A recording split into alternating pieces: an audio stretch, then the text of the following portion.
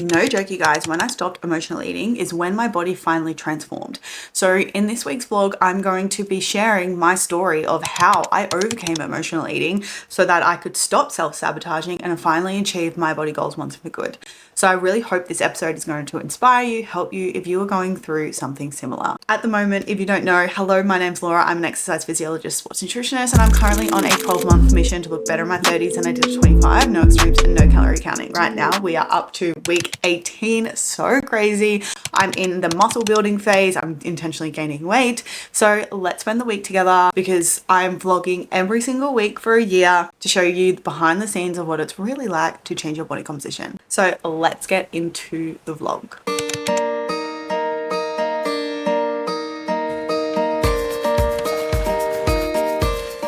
Happy Monday, you guys. I've had such a slow morning. I had a really beautiful sleep in and it was just like exactly what my body needed. I love having a little sneaky sleep in on a Monday morning, especially sometimes. But we are sitting down, clocking on for the day. Today is check-in day. So all of my clients will have put in their check-in forms. It's where I look over everything. I look at their progress. I look at how their body is changing. I look at their photos and then give them personalized feedback on things that they need to work on and improve.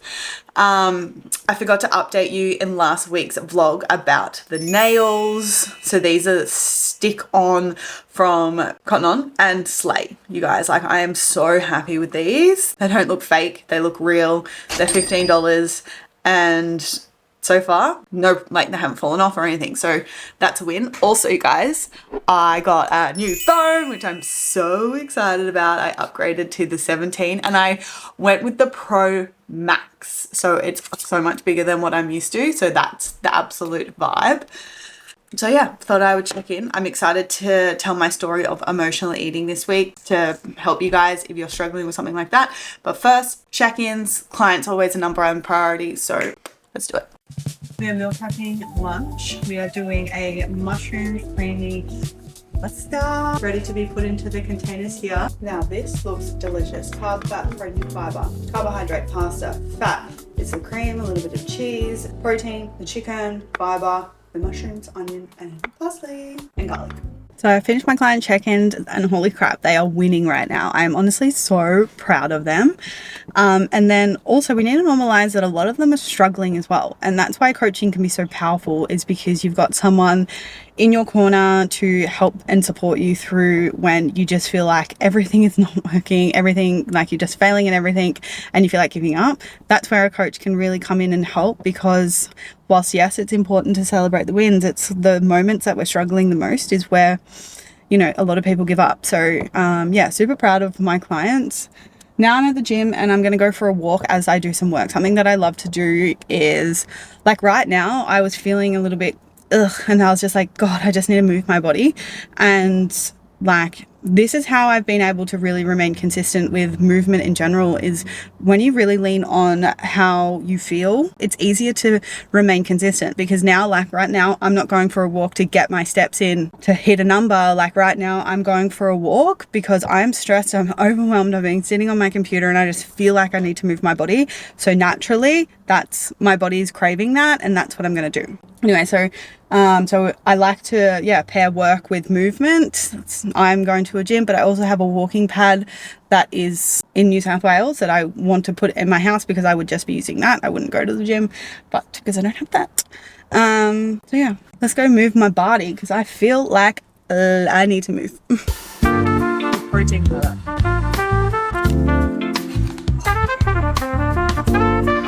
Good morning, happy Tuesday.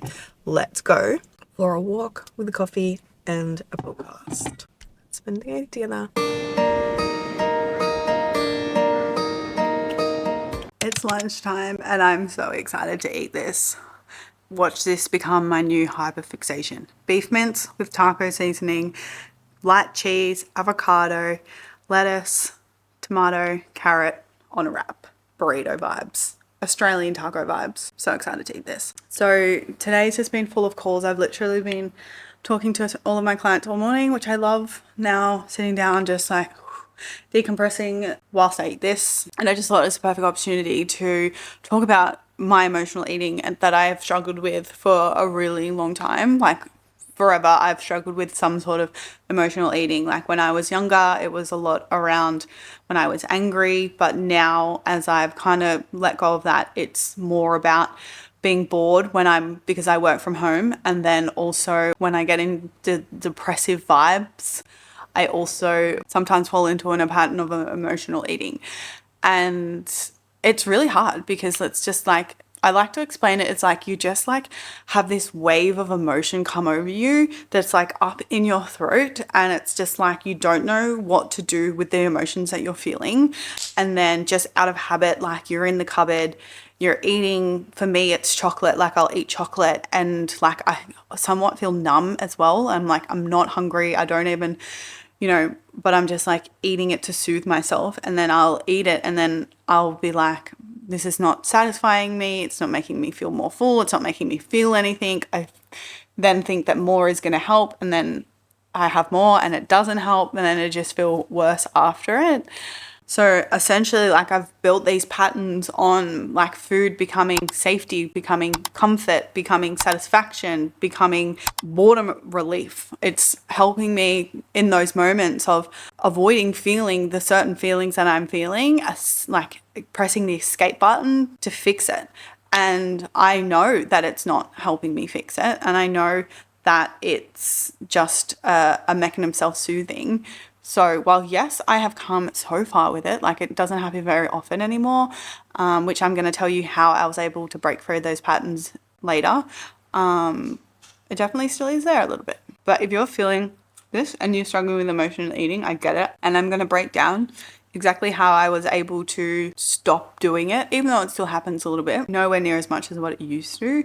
So then I was able to actually lose weight. But first, because I'm just looking at this, I'm going to eat this. And you guys, it's 5:46 and I have just clocked off work for the day. So this is the first thing, one of the 3 things that I do that has extremely helped my emotional eating, is having a moment in time where there's a clear disconnect between when I finish work and when I'm at home, because obviously I work from home. So I need to have like a moment where I'm like essentially like decompressing and regulating myself after the day. I just got off a call and today has just been full of like one-to-one calls, which is, for as an introvert, can be very taxing. So I'm feeling very like up to my throat right now. And a version of me would have gone straight to have dinner to then like re-regulate and to relax. However, I don't allow myself to do that anymore. I have to have a moment of stillness, of re-regulation before I then will eat my dinner. So what I do is I get my journal and I write. My mum got me this for Christmas. How cute is it? Anyway, I sit down and I write like right now, like the literally thing I'm going to write in my journal is I am feeling X right now. And just having that one journal prompt and starting it off with that is just like game changing, because then I just dump everything that I'm feeling and everything that I'm thinking, and then I'm just getting into a relaxed state. That is the key. Before I go and touch any sort of food, I always try, and I know if I don't, I then like fall into an emotional eating pattern. I always try to make sure that I regulate my emotions first before I touch the food. Because if I touch the food first and I'm dysregulated, I'll eat it. I won't even acknowledge that I'm eating. Then I won't even be full. Then I'll feel like I need to eat more and just get into this negative cycle. So this is the first thing that I do. So I'm going to journal now. I'm going to write down my feelings, and then tomorrow we're going to catch up and I'm going to tell you the last 2 things that I do that has helped me so much.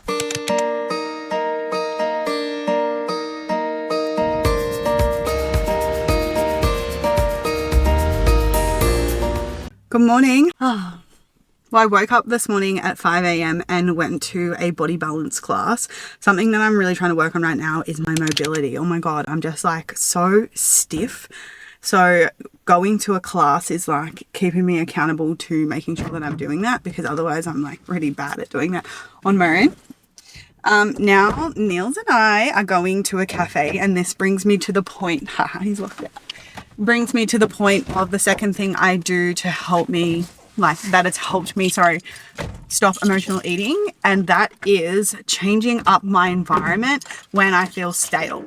I am such a, like, personality wise, it's like if I feel trapped, like I'm so affected by my environment, and if it just feels stale and the same and all the things, I get like, I feel depressed. Like, sounds dramatic, but like it really affects me. So something, especially working from home, so something I know that I have to do is I have to get out of the house. Otherwise, in the evenings, she's emotional because she's just like, impacts my freedom, essentially, is what I make it mean, straight. So then I'm consciously making sure that I'm making myself get out of the house, go have our meeting at a coffee shop, go raise my vibe, and doing things to make me happy on the daily so that I don't fall into negative patterns. So that's exactly what we're doing right now. But yeah, let's go talk about business.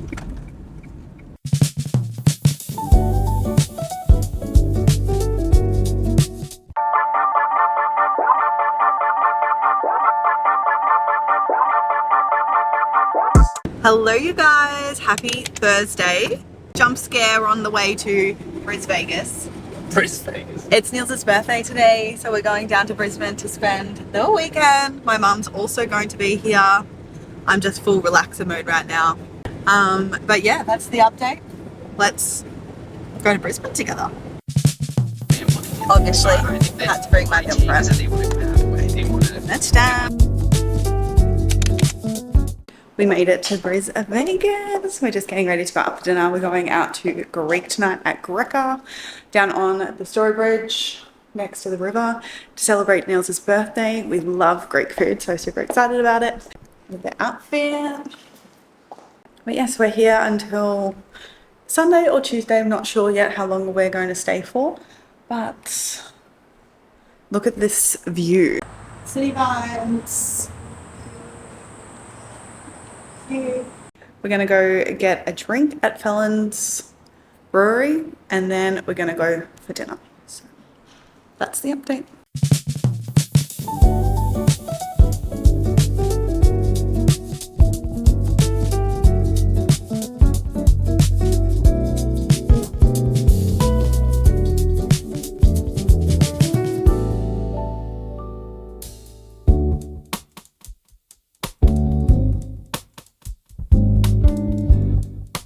Good morning, happy Saturday today. As you see, we have been in Brisbane and it has been like an absolute vibe. We went out to Greek, as you saw, for Niels' birthday, and the food was like 10 out of 10. The chicken souvlaki and the lamb was just like cooked to perfection.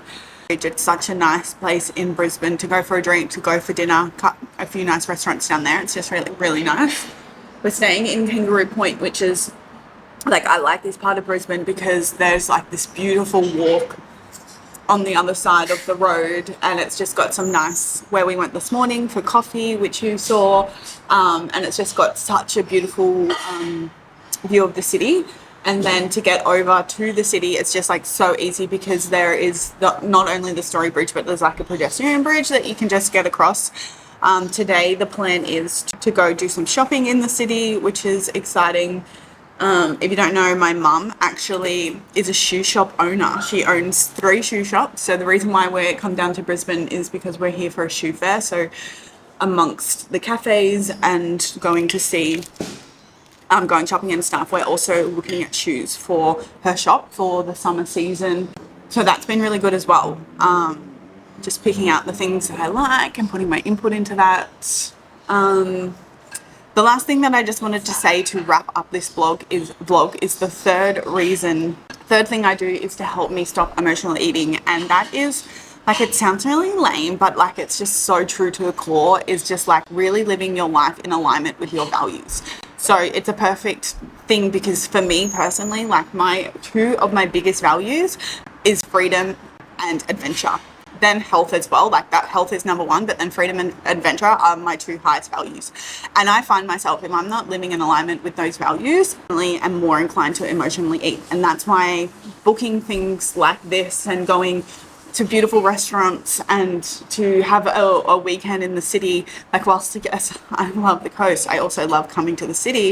It's like because I have these things of freedom and adventure, I'm looking forward to them. My cup is full. So then day to day, I'm happy.